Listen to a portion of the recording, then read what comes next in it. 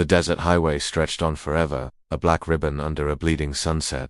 My car sputtered its last breath miles ago, leaving me stranded. No signal, no cars, just me and the vast silent emptiness of Arizona.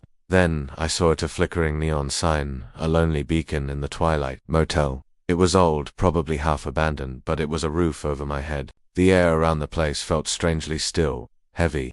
The buzzing sign was the only sound. At the reception desk, an old man sat in the shadows. He didn't say a word, just stared at me with faded eyes.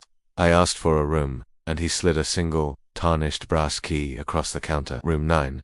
The metal felt warm in my palm, unnaturally so. But I was tired, and any port in a storm, right? I pushed the thought away and headed out into the dusty courtyard, towards my room. The moment I opened the door to room 9, the smell hit me. Dust, yes, but something else, something much older, like stale breath. I dropped my backpack on the floor, the thump echoing in the silence. And that's when I heard it, breathing, slow, deep, and heavy.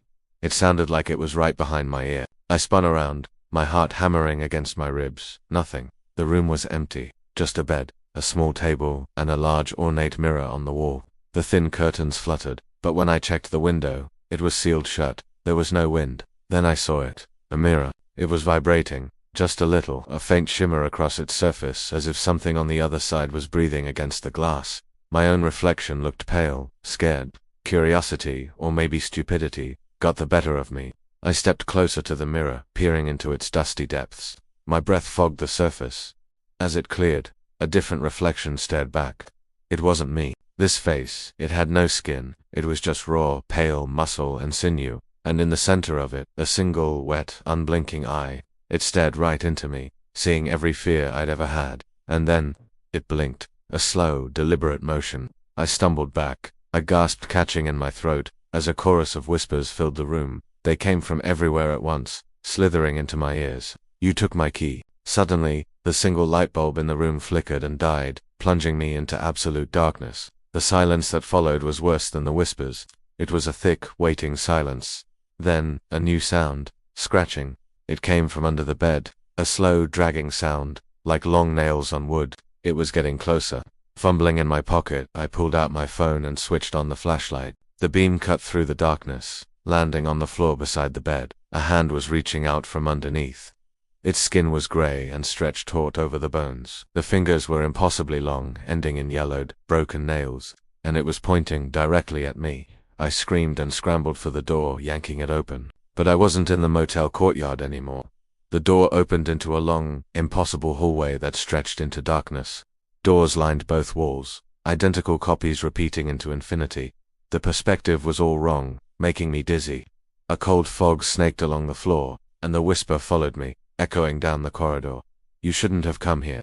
Panic seized me. I ran, trying every door I passed. Each one was locked, but as my hand touched the cold metal of the doorknobs, the whispers seemed to come from the locks themselves, little hisses of forgotten secrets. At the far end of the hallway, a figure materialized from the gloom. It was the old man from the reception desk, but something was terrifyingly wrong. His feet weren't touching the ground. He was floating a few inches above the grimy carpet. As he drifted closer, I saw his eyes. They were just hollow, black sockets. A thick, black liquid, like tar, dripped from the corners of his mouth and down his chin. His voice was a dry, rattling whisper that filled the entire hallway. Room 9 watches everyone who enters. Then, with a sickening crack of bone, his jaw unhinged, opening impossibly wide into a silent, black scream. I spun around, desperate to escape, but the hallway was gone. I was back in room 9. The door was right behind me. But the room, it had changed. The peeling wallpaper wasn't still anymore. The walls were breathing. A slow, deep inhale, making the small room feel like it was closing in. A deep, slow exhale, the air thick and foul. I looked at the mirror. The single monstrous eye was still there, but it had grown, filling the entire frame of the glass.